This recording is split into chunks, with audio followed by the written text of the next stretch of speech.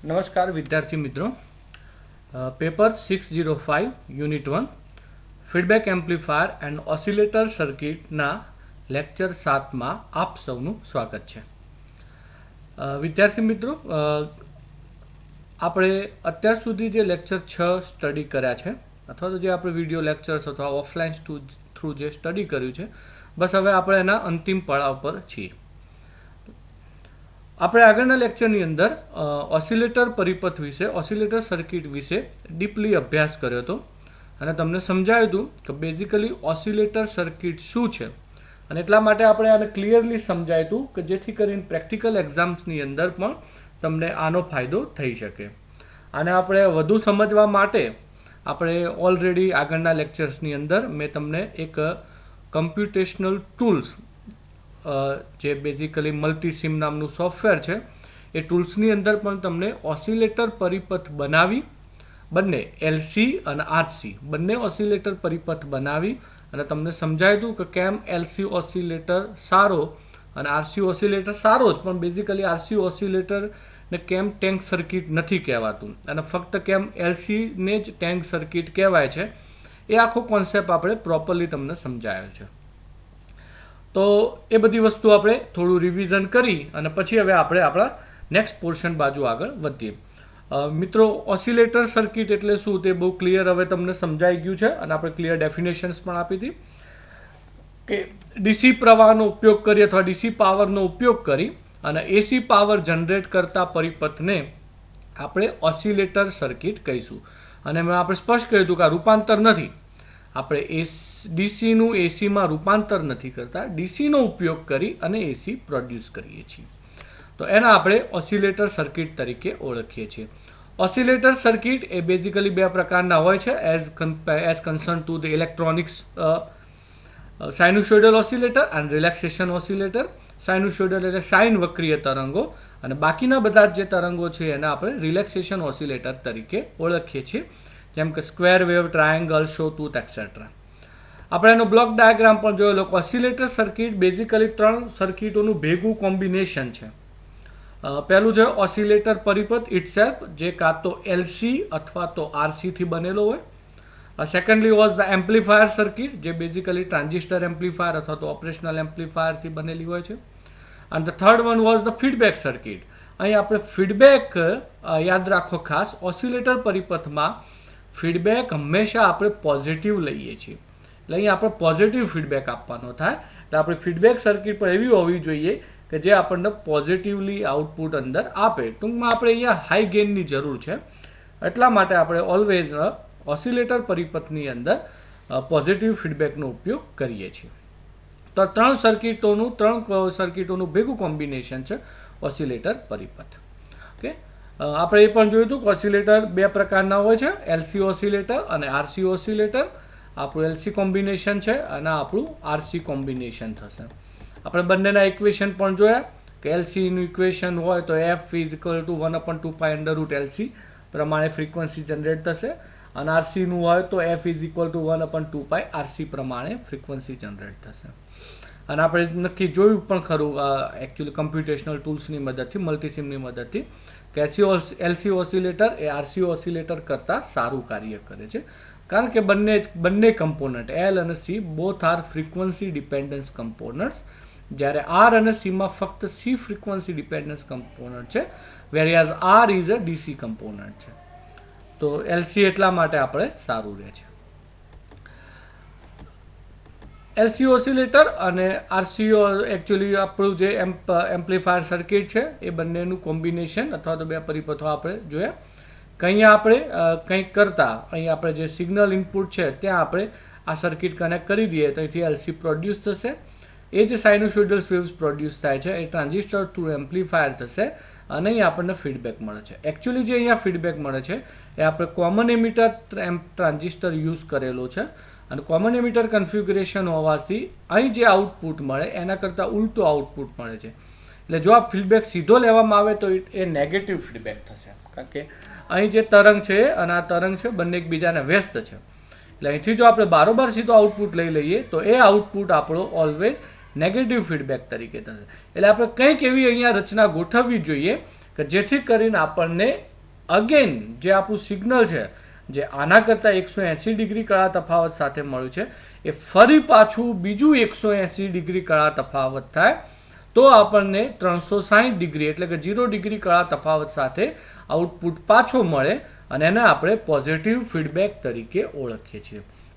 એટલે ખાસ આપણું કામ અહીંયા એ રહેશે કે આપણું જે આઉટપુટ જનરેટ થાય છે એ આઉટપુટ જો કોમન એમિટર એમ્પ્લીફાયર વાપરીએ અને આપણે આગળ ઘણી વખત ચર્ચા પણ કરેલી છે કે એમ્પ્લીફાયર એમિટર જે ટ્રાન્ઝિસ્ટરના કન્ફિગ્યુરેશન છે 3 કોમન એમિટર, કોમન બેઝ અને કોમન કલેક્ટર. આમાંથી કોમન એમિટર કન્ફિગ્યુરેશન એ મોસ્ટ કોમનલી યુઝ થતું કન્ફિગ્યુરેશન છે. એટલે આપણે મોટાભાગે ટ્રાન્ઝિસ્ટર એમ્પ્લીફાયરમાં કોમન એમિટર કન્ફિગ્યુરેશન યુઝ કરીએ છીએ અને એટલા માટે ઓલવેઝ આપણા ઇનપુટ કરતા આઉટપુટ 180 ડિગ્રી કળા તફાવતમાં હોય છે. એટલે આપણું કામ અહીંયા એ રહેશે કે જે એ 180 ડિગ્રી જે કળા તફાવત આપણને મળ્યો છે એ કળા તફાવતને આપણે ફરી બીજા 180 ડિગ્રી કળા તફાવતમાં આપી અને કુલ 360 ડિગ્રીનો કળા તફાવત મેળવી અને પછી ઇનપુટની અંદર ફીડબેક તરીકે પાછું આપીએ તો એ ફીડબેક પોઝિટિવ ફીડબેક થશે. એટલે આપણે આ વસ્તુ અહીંયા કોઈ પણ ઓસિલેટર પરિપથ બનાવીએ ત્યારે કરવાની રહેશે. તો હવે મિત્રો આપણે એક ઓસિલેટર આપણે ધ્યાનથી જોઈએ અને સમજીએ. દરેક ઓસિલેટર પરિપથ આપણે ટોટલ અહીંયા 7-8 ઓસિલેટર પરિપથ જોવાના છે, પણ દરેક ઓસિલેટર પરિપથમાં મોસ્ટ વસ્તુ કોમન રહેશે. આપણે એને એક્સપ્લેનેશન મોટા ભાગે કોમન રહેશે, કારણ કે કાં તો ત્યાં એલસી અથવા તો આરસી થી આપણે ઓસિલેશન જનરેટ કરીશું. એ ઓસિલેશનને ટ્રાન્ઝિસ્ટરમાં ઇનપુટમાં આપીશું. આઉટપુટ જે આપણને મળશે એમ્પ્લીફાયરનો એ આઉટપુટને કંઈક કરી અને આપણે પોઝિટિવ ફીડબેક થાય એ રીતે કન્વર્ટ કરીશું અને પોઝિટિવ ફીડબેક પાછો આપીશું. એટલે આપણને ફરી પાછો 360 ડિગ્રીનો કળા તફાવત મળશે. તો આ જે પ્રક્રિયા છે એ દરેક ઓસિલેટર પરિપથમાં રિપીટ થશે. બરોબર? એટલે ખાસ ધ્યાન રાખવું કે આમાં બીજું કંઈ મોટું નથી. દરેકમાં આ જ વસ્તુ, આ જ પ્રક્રિયા આપણી ચાલતી રહેશે. ઓસિલેશન સર્કિટ એલસી ઓર આરસી બેમાંથી બનશે. સેમ એ જ પ્રમાણે એમ્પ્લીફાયર પરિપથ જે બેઝિકલી કોમન એમિટર ટ્રાન્ઝિસ્ટરથી બનાવેલું હશે અને અગેન આઉટપુટ આપણને 180 ડિગ્રી કાળા તફાવત વાળો મળશે. એટલે ફરી આપણે એને 180 ડિગ્રી કાળા તફાવતમાં કન્વર્ટ કરવાનું રહેશે. એટલે આપણે એવી ડિવાઇસની જરૂર પડશે જે 180 ડિગ્રી કાળા તફાવત જનરેટ કરી શકે. હવે જુઓ કઈ વસ્તુ એવી છે કે જે 180 ડિગ્રી કાળા તફાવત પ્રોડ્યુસ કરી શકે. તો એવી આપણા પાસે બે વસ્તુઓ છે. એક છે ટ્રાન્સફોર્મર.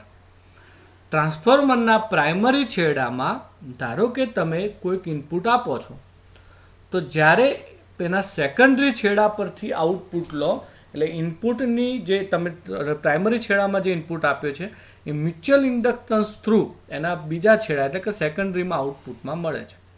અને આ મ્યુચ્યુઅલ ઇન્ડક્ટન્સ પ્રક્રિયા દરમિયાન આપણને કુલ 180 ડિગ્રીનો કળા તફાવત મળે છે.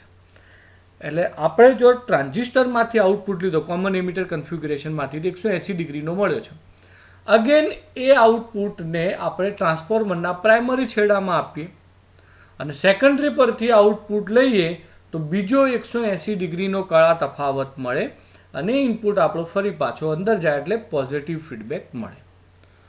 સેકન્ડ થિંગ છે આરસી કોમ્બિનેશન. એક આરસી કોમ્બિનેશન આપણને 60 ડિગ્રીનો કળા તફાવત આપે છે. એક આરસી કોમ્બિનેશન આપણને 60 ડિગ્રીનો કળા તફાવત આપે છે.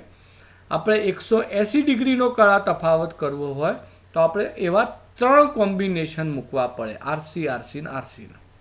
તો આપણને કુલ 60 વત્તા 60 વત્તા 60 એટલે કે કુલ આપણને 180 ડિગ્રીનો કળા તફાવત મળી રહે.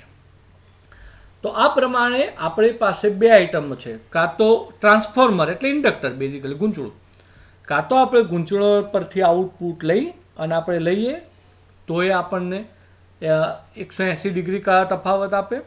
કાં તો પછી આરસી કોમ્બિનેશન એક 60 ડિગ્રીનો કળા તફાવત આપે જે આપણને 3 કોમ્બિનેશન ભેગા કરવાથી કુલ 180 ડિગ્રીનો કળા તફાવત મળે. અને કેપેસિટરનું ચાર્જિંગ ડિસ્ચાર્જિંગ પ્રક્રિયા પણ આપણને બીજો 180 ડિગ્રીનો કળા તફાવત આપે છે. આમ આ 3 વસ્તુઓનો ઉપયોગ કરી અને આપણે ફાઇનલી 180 ડિગ્રીનો વધારાનો કળા તફાવત જનરેટ કરીશું. એટલે 180 ડિગ્રી આપણા ટ્રાન્ઝિસ્ટરે આપ્યું કોમન એમિટર કન્ફિગ્યુરેશનથી. આ ત્રણમાંથી કોઈ એક વસ્તુ ઇન્ડક્ટર અથવા તો ટ્રાન્સફોર્મર આપણે કહીશું, કેપેસિટર અથવા તો પછી આરસીના કોમ્બિનેશનો કરી અને આપણે ફરી બીજો 180 ડિગ્રીનો કળા તફાવત મેળવીશું અને આ બંને ભેગા થઈ આપણને 360 ડિગ્રીનો કળા તફાવત આપશે અને એને આપણે ઇનપુટમાં પાછો લઈએ એટલે ઓટોમેટિકલી આપણો 360 ડિગ્રીનો કળા તફાવત થાય, જે 0 ડિગ્રી કહેવાય, અને કરવાથી આપણને પોઝિટિવ ફીડબેક મળશે. તો હવે આપણે આપણું સૌથી પહેલું ઓસિલેટર સ્ટાર્ટ કરીએ, ટ્યુન કલેક્ટર ઓસિલેટર. હવે જો આના નામ ઉપરથી જ આપણને ખ્યાલ આવશે કે ટ્યુન છે. ટ્યુન એટલે ટ્યુનિંગ કરવું, બદલવું. તમે જે આરસી કોમ્બિનેશન છે, અહીં આપણે ઇક્વેશન આપ્યું છે f = 1/2π√L1C1. તો L અને C ની વેલ્યુ તમે બદલો તો ફ્રીક્વન્સી બદલાય છે, એટલે ઇટ મીન્સ કે આપણે ટ્યુનિંગ કર્યું કહેવાય. તમે જેમ FM છે રેડિયો, તો રેડિયોને ટ્યુનિંગ કરો છો, FM બદલો છો 91.9 મેગાહર્ટ્ઝ માંથી 92.7 મેગાહર્ટ્ઝ, 98.3 મેગાહર્ટ્ઝ, તો એ ટ્યુનિંગ કર્યું કહેવાય. તમે ફ્રીક્વન્સી બદલો છો તો ફ્રીક્વન્સી શેનાથી બદલાય? તો કાં તો L બદલો કાં તો C બદલો. અને આપણે આગળ ચર્ચા ઘણી વખત કરેલી છે કે ઓલવેઝ જ્યારે બદલવાની વાત આવે ત્યારે C બદલવો, કેપેસિટર પહેલો બદલવો, બરોબર? કારણ કે ગૂંચળું ઇન્ડક્ટરની વેલ્યુ બદલવી અઘરી છે અને રજિસ્ટરની વેલ્યુ બદલવી સહેલી છે, પણ એ ફ્રીક્વન્સી ડિપેન્ડન્સ કમ્પોનન્ટ નથી. રજિસ્ટર એ ડીસી કમ્પોનન્ટ છે, એટલે અગેન આપણને જોઈએ એ પ્રમાણે ટ્યુનિંગ ના મળે. તો એટલા માટે ઓલવેઝ આપણે પહેલામાં પહેલો પ્રયત્ન એવો જ કરવો કે કેપેસિટરની વેલ્યુ બદલવી. તો કેપેસિટરની વેલ્યુ બદલી અને આપણે અહીંયા બદલી છે ફ્રીક્વન્સી બદલી શકીએ. That's why it is called tune. હવે સેકન્ડલી કલેક્ટર. તો ટૂંકમાં ટ્રાન્ઝિસ્ટરના 3 ટર્મિનલ છે, એમિટર, બેઝ અને કલેક્ટર. તો આપણું ઓસિલેટર એટલે કે ઓસિલેશન સર્કિટ જે LC થી બનેલી છે, એક ટ્રાન્ઝિસ્ટરના કયા છેડા જોડે કનેક્ટેડ હશે? કલેક્ટર જોડે. તો એટલા માટે આ સર્કિટને અથવા તો આ ઓસિલેટરને ટ્યુન કલેક્ટર ઓસિલેટર તરીકે ઓળખાય છે. આ એનો પરિપથ છે, આપણે કહ્યું એ પ્રમાણે આ એનો પરિપથ થશે. તો અહીંયા આપણી જે ઓસિલેટર સર્કિટ છે, આપણી જે ઓસિલેશન જનરેટ કરતી સર્કિટ છે, ધેટ ઇઝ LC. તો LC એ બેઝિકલી આપણે ટ્રાન્ઝિસ્ટરના કયા છેડા જોડે કનેક્ટ કરીએ છીએ? કલેક્ટર જોડે. LC એ ટ્રાન્ઝિસ્ટરના કયા છેડા જોડે કનેક્ટ કરીએ છીએ? કલેક્ટર જોડે. હવે અહીંયાથી જે LC એટલે કે અહીંયાથી જે આપણને તરંગ પ્રોડ્યુસ થશે, કલેક્ટરમાંથી જે તરંગ પ્રોડ્યુસ થશે, એ તરંગ ટ્રાન્સફોર્મર થ્રુ ગૂંચળાના બીજા છેડા ઉપર આવશે અને બીજા છેડા પર આવશે એટલે આપણે ચર્ચા કરીએ પ્રમાણે અહીં જે આઉટપુટ હશે એના કરતાં અહીં મળતા આઉટપુટ તરંગનો કળા તફાવત 180 ડિગ્રી થશે. અહીં જે આપણને મળ્યું છે ફ્રીક્વન્સી, અહીં જે આપણને આવૃત્તિ જે ફ્રીક્વન્સી અથવા તરંગ મળે છે, એ તરંગ મ્યુચ્યુઅલ ઇન્ડક્ટન્સ થ્રુ ટ્રાન્સફોર્મરના બીજા છેડા ઉપર આવશે, એટલે કે L2 ગૂંચળા ઉપર આવશે, જ્યાં આપણને 180 ડિગ્રીનો કળા તફાવત મળશે. હવે આ તરંગ ટ્રાન્ઝિસ્ટરના બેઝમાં જશે અને એમ્પ્લિફિકેશન થઈ અને કલેક્ટરમાં પાછું આવશે. કલેક્ટરમાં પાછું આવશે એટલે ફરી પાછો 180 ડિગ્રીનો કળા તફાવત મળશે. આ 180 ડિગ્રીનો કળા તફાવત આની સાથે LC વાળું જે તરંગ છે જોડાશે અને ફરી પાછો આ ટ્રાન્સફોર્મર થ્રુ બીજો 180 ડિગ્રીનો કળા તફાવત મળશે. એટલે 180 ડિગ્રી અહીં મળે અને 180 ડિગ્રી અહીં મળે, એમ કુલ 360 ડિગ્રીના કળા તફાવત સાથે તરંગ પાછું બેઝમાં એન્ટર થશે. એટલે અહીં આપણને બેઝિકલી પોઝિટિવ ફીડબેક મળશે. અહીં આપણને પોઝિટિવ ફીડબેક મળશે, બરોબર? એટલે ટ્રાન્સફોર્મરનો ઉપયોગ આપણે બે રીતે કરીએ છીએ. એના એક છેડાનો એક ગૂંચળાનો ઉપયોગ અને સીનું કોમ્બિનેશન સાથે ઓસિલેટર તરીકે પણ ઉપયોગ કરીએ છીએ, અને બીજું કળા તફાવત મેળવવા 180 ડિગ્રીનો કળા તફાવત મેળવવા એટલે કે પોઝિટિવ ફીડબેક કરવા પણ આપણે એ જ ટ્રાન્સફોર્મરનો ઉપયોગ કરીએ છીએ. એટલે આ પ્રમાણે કલેક્ટર ઉપર આ સર્કિટ જોડી છે. કેપેસિટરનું મૂલ્ય તમે બદલી અને ફ્રીક્વન્સી બદલી શકો છો. That is why it is called tune collector oscillator. હેલા તો આ પ્રમાણે વીસીસી એનો પાવર સપ્લાય છે, જે અહીંયા આપણને પ્લસ વીસીસી મળશે, એટલે એલ અને સી એ આપણને આવૃત્તિ પ્રોડ્યુસ કરશે. એટલે આ ડીસી નો ઉપયોગ કરી અને આપણને અહીંયા એસી પ્રોડ્યુસ થશે. બરોબર. R1 R2 ની મદદથી આપણે ગેઇન કંટ્રોલ કરી શકીએ છીએ. આનો ગેઇન કેટલો રાખવો છે એ R1 R2 ની મદદથી કંટ્રોલ કરી શકાય. વધારાનો ડીસી એ RE થ્રુ બાયપાસ થશે અને વધારાનો એસી એ કેપેસિટર CE થ્રુ બાયપાસ થશે અને આપણને આપણો આઉટપુટ તરંગ મળશે. બરોબર. તો આ થયું આપણું ટ્યુન કલેક્ટર ઓસિલેટર, જેની આવૃત્તિનું સમીકરણ થશે F is equal to 1/2π √L1C1 થશે. બરોબર. ક્લિયર. તો આ પ્રમાણે આપણે ટ્યુન કલેક્ટર ઓસિલેટર પરિપથ સમજાઈ શકીએ અને મેળવી શકીએ. એક્ઝામમાં પૂછાય તો તમારે પરિપથ દોરવાનું. જે વસ્તુ આપણે અહીંયા બધું બોલ્યા છીએ એ જ વસ્તુ તમારે બધી લખી અને સમજાવવાની છે. એમાં મેઇન મુદ્દાઓ ખાસ એ આવવા જોઈએ કે કોમન એમીટર કન્ફિગ્યુરેશન છે, એટલે આપણને 180 ડિગ્રીનો કાળો તફાવત મળે. બીજો 180 ડિગ્રીનો કાળો તફાવત ટ્રાન્સફોર્મર થ્રુ લઈએ છીએ. L1C1 ની મદદથી આપણે ઓસિલેશન પ્રોડ્યુસ કરીએ છીએ. ટ્રાન્સફોર્મરની મદદથી પોઝિટિવ ફીડબેક આપીએ છીએ અને ટ્રાન્ઝિસ્ટરની મદદથી આપણે ગેઇન મેળવીએ છીએ, એટલે કે એમ્પ્લીફાયર છે. એટલે ત્રણ પરિપથ થઈ ગયા. L1C1 એ આપણું ઓસિલેટર સર્કિટ છે, ટ્રાન્ઝિસ્ટરને આ બાકીની વધેલી સર્કિટ એ આપણી એમ્પ્લીફાયર સર્કિટ છે અને ટ્રાન્સફોર્મરની મદદથી આપણે પોઝિટિવ ફીડબેક પાછો આપીએ છીએ. તો આ આપણું થઈ જશે ટ્યુન કલેક્ટર ઓસિલેટર. ક્લિયર. હવે તમને પૂછાય તો તમે ઇઝીલી લખી શકશો.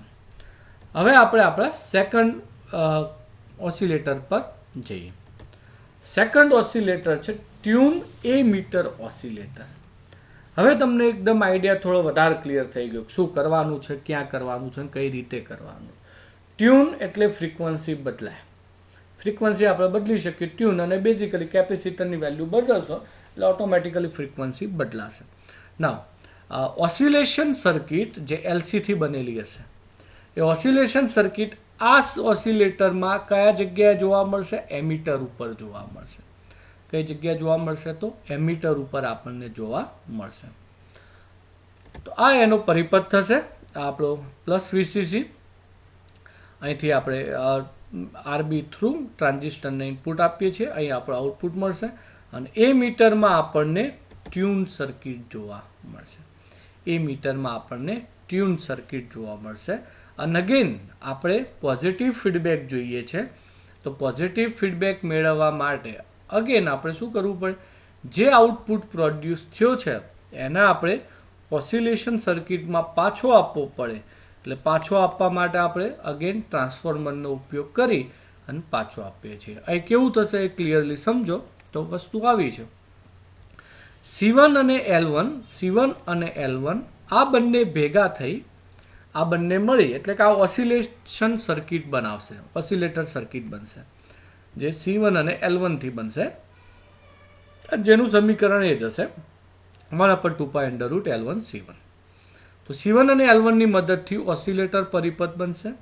અહીં જે ઓસિલેશન જનરેટ થયા છે, જે તરંગો પ્રોડ્યુસ થયા છે, એ તરંગો એમીટર થ્રુ ટ્રાન્ઝિસ્ટરમાં એન્ટર થશે.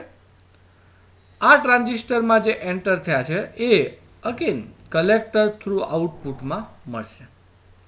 હવે જે આપણને આઉટપુટ મળ્યો એ અહીં જે C1 અને L1 દ્વારા જે તરંગ મળ્યું હતું એના કરતા 180 ડિગ્રી કળા તફાવત વાળો મળશે. આ તરંગને ફરી આપણે ફીડબેકમાં L2 થ્રુ પાછો આપીશું. એટલે અહીં આપણું ટ્રાન્સફોર્મર છે, એટલે જ્યારે આપણે અહીંયા L2 થ્રુ આ આપણે કરંટ પાછો આપીએ, આ જે તરંગ પાછું આપશું એટલે બીજો 180 ડિગ્રી કળા તફાવત અહીં મળશે. એટલે પહેલો 180 ડિગ્રી આપણને ટ્રાન્ઝિસ્ટર થ્રુ અહીં મળ્યો આઉટપુટમાં, અને બીજો આપણને ફીડબેક જે આપણો પોઝિટિવ ફીડબેક બનાવવા માટે જે ટ્રાન્સફોર્મર યુઝ કર્યો છે એના થ્રુ મળશે.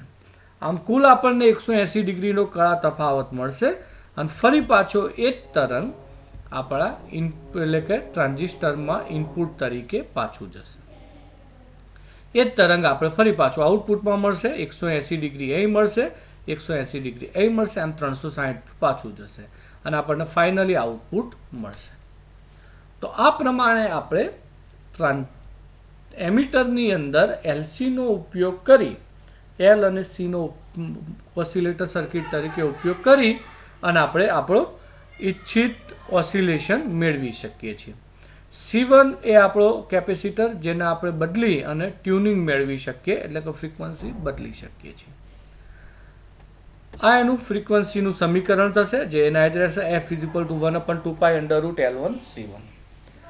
હવે આપણો ક્વેશ્ચન અહીંયા એ થવો જોઈએ કે ભાઈ ટ્યુન કલેક્ટર અને ટ્યુન એમિટર આ બંને પરિપથમાંથી કયો પરિપથ વાપરવો સારો, અથવા તો કયો પરિપથ સારી આવૃત્તિ આપી શકે, સારું ફ્રીક્વન્સી જનરેટ કરી શકે, સારા તરંગ આપી શકે.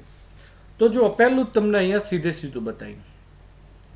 આગળના પરિપથમાં અહીંયા ફક્ત એક જ વોલ્ટેજ જોડવામાં આવે છે, ડીસી વોલ્ટેજ, જે પ્લસ વીસીસી છે, જ્યારે બીજો ગ્રાઉન્ડ છે.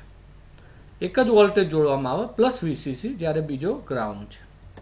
જ્યારે આ પરિપથની અંદર તમે જોશો તો પ્લસ વીસીસી તો છે જ, સાથે સાથે માઇનસ વીસીસી પણ જોડવો પડે. એટલે અહીંયા આપણે બે પ્રકારના વોલ્ટેજ આપવા પડે, પ્લસે આપવા પડશે અને માઇનસ પણ આપવા પડશે. એટલે અગેન પ્લસ ને માઇનસ બે વોલ્ટેજ આપવા થાય એટલે પરિપથ આપણો ઓલરેડી કોમ્પ્લિકેટેડ થઈ જાય. ફર્ધરમોર આ જે પરિપથ આપણને મળે છે એ પરિપથમાં ઇનપુટ એમિટરમાં જાય છે, અને ટ્રાન્ઝિસ્ટર માટે સૌથી બેસ્ટ વસ્તુ શું છે કે ઇનપુટ હંમેશા બેઝમાં જવું જોઈએ.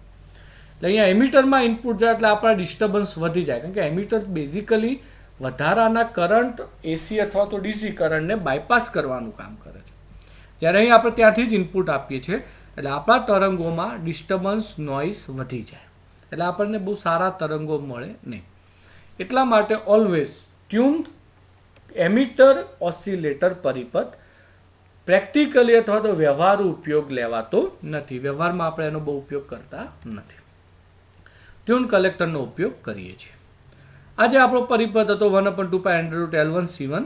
તો એનું એકચ્યુઅલ સમીકરણ થશે f = 1/2π/L1C1 √1 plus small r અપન r. Small r એ શું છે તો L1 નો અવરોધ, અને કેપિટલ R એ શું છે RE + RB કૌંસમાં 1 - આલ્ફા. પણ એકચ્યુઅલી ફ્રીક્વન્સી આપણે આનાથી ઇઝીલી મેળવી શકીએ. એમાં બહુ આ બે ફ્રીક્વન્સીમાં બહુ મોટો આપણે કહીએ તો બહુ ડિફરન્સ આવતો નથી. એટલે આપણે આ સમીકરણની મદદથી જ આની ફ્રીક્વન્સી મેળવી શકીએ. પણ આપણે કહ્યું એ પ્રમાણે કે આ સર્કિટ કોમ્પ્લિકેટેડ થઈ જાય, કારણ કે બે વોલ્ટેજ જોઈએ, પ્લસ અને માઇનસ બંને, અને સિમિલરલી એમિટરમાં ઇનપુટ જવાથી આમાં ડિસ્ટર્બન્સ વધવાના ચાન્સીસ બહુ છે. એટલે આપણને પ્યોર સાઇનુસોઇડલ વેવ મળતા નથી. તો આ થયું આપણું ટ્યુન કલેક્ટર ઓસિલેટર, જે આપણે પ્રોપરલી સમજાયું ને સમજ્યા એ પ્રમાણે. હવે આપણે આપણા ત્રીજા ઓસિલેટર બાજુ જઈએ, જે છે આપણું ટ્યુન બેઝ ઓસિલેટર. અગેન હવે તમે એને બહુ ક્લિયરલી અને સારી રીતે સમજી ગયા કે શું થાય છે. ટ્યુનિંગ એટલે કેપેસિટર બદલવાથી ફ્રીક્વન્સી બદલાય, એટલે એને ટ્યુનિંગ કહેવાય. તો ટ્યુન અને એલસી ઓસિલેટર, જે આગળના પહેલા ક્વેશ્ચનમાં હતું કલેક્ટરમાં, બીજા ક્વેશ્ચનમાં એ ઓસિલેટર ગયું આપણા એમિટરમાં. તો હવે આપણું એલસી ઓસિલેટર આપણે ક્યાં જોડવાનું થશે? બેઝમાં. તો આ પ્રમાણે આપણે બેઝની અંદર ઓસિલેટર જોડી દઈશું. તો આ આપણી એમ્પ્લીફાયર સર્કિટ છે, અને એના બેઝની અંદર આપણે જે બેઝ ટર્મિનલ બને છે ત્યાં આપણે એનું ઓસિલેટર કનેક્ટ કરી દઈશું. તો આ રીતે જો સર્કિટ જોડીએ તો આને આપણે ટ્યુન બેઝ ઓસિલેટર કહીશું. એટલે આપણો ઓસિલેશન સર્કિટ જે L1 અને C1 થી બનેલી છે એને આપણે ક્યાં કનેક્ટ કરી છે? બેઝ સાથે. સીધી ક્યાં કનેક્ટ કરીએ છીએ? બેઝ સાથે. અહીંથી L1 અને C1 દ્વારા ઓસિલેટર એટલે કે તરંગો પ્રોડ્યુસ થશે. આ તરંગો ટ્રાન્ઝિસ્ટરના ઇનપુટમાં જશે. R1 અને R2 ની મદદથી ગેઇન નક્કી થશે, અને જે ઇનપુટમાં તરંગ જ્યાં છે એ ગેઇન સાથે ગુણ, એટલે કે ગેઇન વધતા એમ્પ્લિફિકેશન થઈ અને આપણને આઉટપુટમાં મળશે. આઉટપુટ આપણને કલેક્ટરમાં મળશે, અને કોમન એમિટર કન્ફિગ્યુરેશન હોવાથી આપણને 180 ડિગ્રીનો કણા તફાવત મળશે. અગેન આપણા આ તરંગ એ ઇનપુટની અંદર ફીડબેક કરવામાં આવશે, પણ આપણે કહ્યું હતું એ પ્રમાણે કંઈ 180 ડિગ્રી કણા તફાવત મળે છે. જો એ તરંગ સીધા ફીડબેક કરીએ તો નેગેટિવ ફીડબેક થઈ જાય. એટલા માટે આ તરંગને અગેન ટ્રાન્સફોર્મર થ્રુ આપણે ફીડબેક એટલે કે ઇનપુટની અંદર પાછા આપીશું. ટ્રાન્સફોર્મર બીજો 180 ડિગ્રીનો કાળા તફાવત આપશે. એટલે એક 180 ડિગ્રીનો કાળા તફાવત ટ્રાન્ઝિસ્ટરના થ્રી મળશે, કોમન એમિટર કન્ફિગ્યુરેશનથી મળશે. બીજો 180 ડિગ્રીનો કાળા તફાવત ટ્રાન્સફોર્મરથી મળશે. આમ કુલ આપણને 360 ડિગ્રીનો કાળા તફાવત મળશે, એટલે કે પોઝિટિવ ફીડબેક થશે અને ઇનપુટમાં પાછું આવશે અને ફરી પાછું એનું એમ્પ્લિફિકેશન થઈ અને ફરી પાછું એ જ પ્રમાણે 180 ડિગ્રી કાળા તફાવતથી ઇનપુટમાં જશે. ટ્રાન્સફોર્મરથી બીજો 180 ડિગ્રીનો કાળા તફાવત મળશે અને ફરી ઇનપુટમાં પાછું જશે પોઝિટિવ ફીડબેકથી. આમ આ પરિપથમાં આપણને 360 ડિગ્રીનો કાળા તફાવત મળતા પોઝિટિવ ફીડબેક મળે છે અને ફાઇનલ આઉટપુટ આપણને મળશે. આ ત્રણ પરિપથમાં ટ્યુન કલેક્ટર, ટ્યુન એમીટર અને ટ્યુન બેઝ, આ ત્રણ પરિપથની અંદર જો સૌથી વધારે ઉપયોગમાં લેવાતો ઓસિલેટર પરિપથ હોય તો એ આ છે, ટ્યુન બેઝ ઓસિલેટર. કારણ કે આપણા લોજિક બહુ સિમ્પલ છે આની અંદર, કે આપણે અહીંયા એક જ વીસીસી નો ઉપયોગ કરીએ છીએ, પ્લસ વીસીસી. બરોબર. ઇનપુટ ઓલવેઝ બેઝની અંદર આપવામાં આવે છે, તો આપણું એલસી ઓસિલેટર જ બેઝની અંદર છે. એટલે પહેલી જ વખતે જે ઓસિલેશન પ્રોડ્યુસ થશે સીધું બેઝમાં જશે. આપણા આરઈ અને સીઈ એના પ્રોપર જગ્યાએ કનેક્ટેડ છે એમીટરમાં, એટલે વધારાના કરંટ ડીસી કરંટ અને વધારાના એસી કરંટને આપણે ઇઝીલી બાયપાસ કરી શકીએ છીએ. તો આ પ્રમાણે આપણે એને બાયપાસ કરી અને આપણે આપણા વધારાના એસી અને ડીસીને બાયપાસ કરી શકીએ. કલેક્ટરમાંથી આપણે આઉટપુટ લઈએ છીએ. એટલે જે ટ્રાન્ઝિસ્ટરનો ઉપયોગ કરવા માટેની જે બેઝિક રિક્વાયરમેન્ટ છે કે કલેક્ટરમાંથી આઉટપુટ લેવો, એ જ રીતે સિમિલરલી બેઝની અંદર ઇનપુટ આપવો, ગેઇન પ્રોડ્યુસ કરતા રજિસ્ટર R1 અને R2 એટલે પેરેલલ જે કોમ્બિનેશન આપણું બને છે વોલ્ટેજ ડિવાઈડર પરિપથ, એ પણ બેઝમાં આપવું, વધારાનો એસી અને ડીસીને બાયપાસ કરવાના કમ્પોનન્ટ્સ એમીટરમાં આપવા.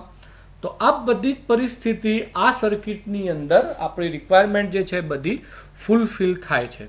અને એટલા માટે આપણો ટ્યુન બેઝ ઓસિલેટર એ અત્યાર સુધી ચર્ચા કરેલા ત્રણ ઓસિલેટરમાં સૌથી સારામાં સારું ઓસિલેટર છે, જેમાં આપણને અગેન પ્રોપર ગેઇન મળી શકે સારો, એ જ રીતે ડિસ્ટર્બન્સ વગરના પ્યોર સાઇનુસોઇડલ વેવ્સ પણ મળી શકે.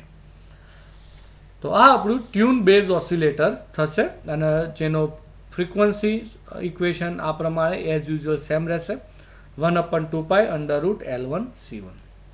તો આ આપણા ત્રણ ઓસિલેટર પરિપથ થયા જે સિમ્પલ અને સાદા હતા, જેમાં આપણે એના લોકેશન ઓસિલેટર પરિપથના લોકેશનના આધારે આપણે ટ્યુન કલેક્ટર, ટ્યુન એમીટર અને ટ્યુન બેઝ ઓસિલેટર પરિપથોની ચર્ચા કરી.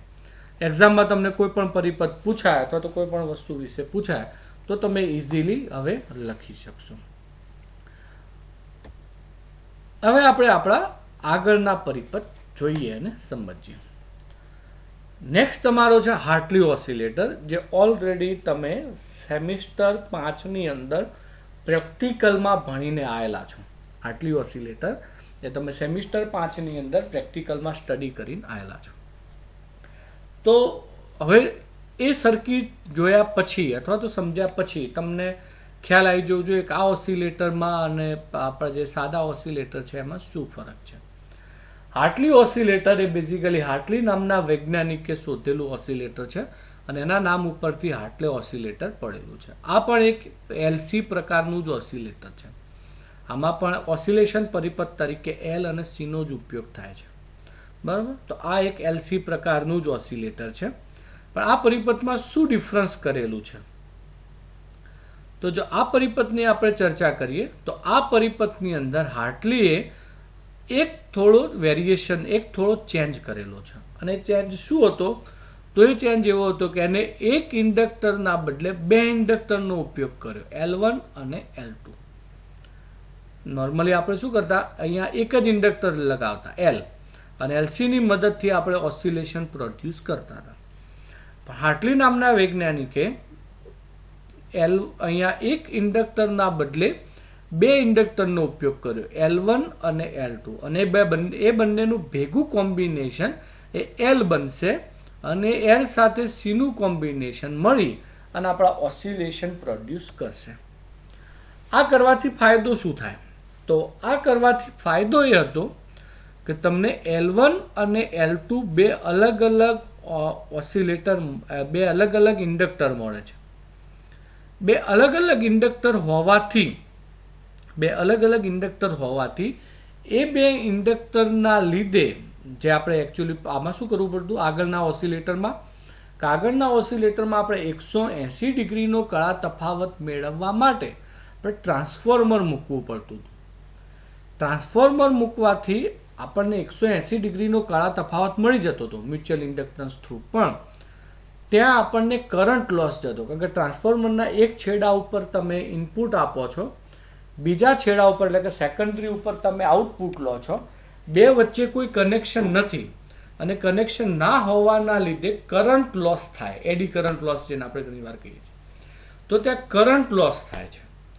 તો એ જે કરંટ લોસ થાય છે એ કરંટ લોસને ફરી પાછો મેળવવા માટે ઘણી વખતે એવા પરિપથો જોડે કરંટ એમ્પ્લીફાયર પણ જોડવું પડે, અથવા આપણે બફર પણ ત્યાં લગાવવું પડે. તો આ ઇસ્યુને રિઝોલ્વ કરવા માટે, આ ઇસ્યુને દૂર કરવા માટે હાર્ટલે નામના ઓસિલેટરે એવી રચના બનાવી કે જેમાં ટ્રાન્સફોર્મર ઉપયોગ ના કરવું પડે અને આપણને 180 ડિગ્રીનો કળા તફાવત મળી જાય. તો એના માટે એને એક ઇન્ડક્ટરના બદલે બે ઇન્ડક્ટરનો યુઝ કર્યો અને બંનેનો કોમન ગ્રાઉન્ડમાં કનેક્ટ કરી દીધો. એટલે ઓટોમેટિકલી એ બંનેના લીધે આપણને 180 ડિગ્રીનો કળા તફાવત પ્રોડ્યુસ થઈ જાય. તો પરિપથ એઝ યુઝ્યુઅલ સિમ્પલ રહેશે. એ જ પ્રમાણે L1 અને L2 નું ભેગું કોમ્બિનેશન એ આપણો થઈ જશે, L1 અને L2 નું ભેગું કોમ્બિનેશન એ આપણો મળશે, આપણને બેઝિકલી મળશે L. એ આપણો L અને C આ બંને ભેગા થઈ, આ બંને મળી અને આપણને ઓસિલેશન પરિપથ પૂરો પાડશે. એટલે કે તે આપણી ઓસિલેટર સર્કિટ, ઓસિલેશન આઉટપુટ મળશે, તરંગો મળશે. આ તરંગ જ્યારે અહીંથી બહાર નીકળશે ત્યારે આ L1 અને L2 ના કોમ્બિનેશનના લીધે અહીં જ 180 ડિગ્રીનો કળા તફાવત મળી જશે પહેલો. એટલે અહીં જે 180 ડિગ્રીનો કળા તફાવત અહીં મળશે એ તમારો બેઝની અંદર ઇનપુટમાં જશે. એમ્પ્લિફિકેશન થઈ અને આપણને ફરી બીજો 180 ડિગ્રીનો કળા તફાવત મળશે, કારણ કે એ શું છે, કોમન એમિટર છે. એમ એક 180 ડિગ્રી અહીંથી અને એક 180 ડિગ્રી અહીંથી, આમ કુલ આપણને 360 ડિગ્રીનો તફાવત મળશે. ફરી એ જ્યારે આપણો આ તરંગ ઇનપુટમાં જાય એટલે ફરી પાછો 180 ડિગ્રીનો કળા તફાવત અહીંયા, અને ફરી 180 ડિગ્રીનો કળા તફાવત અહીંયા, આમ ફરી 360 ડિગ્રીનો કળા તફાવત. આમ ટ્રાન્સફોર્મરનો ઉપયોગ કર્યા વગર, કરંટનો લોસ કર્યા વગર L1 અને L2 ના કોમ્બિનેશનની મદદથી અને બે વચ્ચે આપણે એ બંનેનો જે સેન્ટર પોઈન્ટ આવે છે આપણે બેઝિકલી ગ્રાઉન્ડ કરીએ છીએ. આ કોમ્બિનેશનની મદદથી આપણને વધારાનો બીજો 180 ડિગ્રી કળા તફાવત મળી રહે છે, જ્યાં આપણને કરંટ લોસ થતો નથી, અને એ પ્રમાણે આપણે જોઈએ ઈચ્છિત આઉટપુટ મેળવી શકીએ છીએ. RFC છે બેઝિકલી રેડિયો ફ્રીક્વન્સી ચોક કહેવાય છે, જે બેઝિકલી ઇન્ડક્ટર જ છે એક પ્રકારનું, પણ હાઈ ફ્રીક્વન્સી ઇન્ડક્ટર છે કે જેમાં આપણે DC આપીએ તો DC સીધો પાસ થઈ જાય. તો હાઈ ફ્રીક્વન્સી ઇન્ડક્ટન્સ કહેવાય, એટલે એને રેડિયો ફ્રીક્વન્સી ચોક કહેવાય, રેડિયો ફ્રીક્વન્સી ઉપર કામ કરે એટલા માટે. તો એ આપણું RFC છે અને આપણું L1 L2 નું કોમ્બિનેશન થશે. બાકી જે આપણે સમજાવીએ, amplifier produce 180 degree phase difference, અને again tank circuit another add, અહીંયા જે આપણને બીજો 180 ડિગ્રી કળા તફાવત એડ થશે, એટલે આપણને ફાઇનલી જે આઉટપુટ મળવો જોઈએ એ પ્રમાણે આઉટપુટ મળશે. L1 અને L2 એ સિરીઝ કનેક્શન છે, એટલે ઇક્વિવેલન્ટ L થશે આપણો L1 પ્લસ L2, અને આપણું ફાઇનલ ઇક્વેશન થશે ફીડબેક ફેક્ટર B, જે આપણો થશે V ભાગ્યા V આઉટ, જે XL KL2 અપન KL1 થશે. એટલે આ ઇન્ડક્ટરનો આપણો, કારણ કે ફીડબેક અહીંથી આપીએ છીએ, એટલે આ ઇન્ડક્ટરનો ઇમ્પિડન્સ ભાગ્યા આ ઇન્ડક્ટરનો ઇમ્પિડન્સ એ આપણો ફીડબેક ફેક્ટર થશે, જે બેઝિકલી L2 ભાગ્યા L1 કહેવાશે. સિમ્પલી એક જ ફ્રીક્વન્સી હોય તો ઇટ ઇઝ L2 ભાગ્યા L1 કહેવાશે. એટલે ફીડબેક ફેક્ટર પણ આપણને ઇઝી મળી જાય. હવે સિમ્પલી છે કે આપણે પોઝિટિવ ફીડબેક જોઈએ છે તો ફીડબેક ફેક્ટર હંમેશા મોટો જોઈએ અને એટલા માટે L2 નું મૂલ્ય L1 કરતાં મોટું જોઈએ.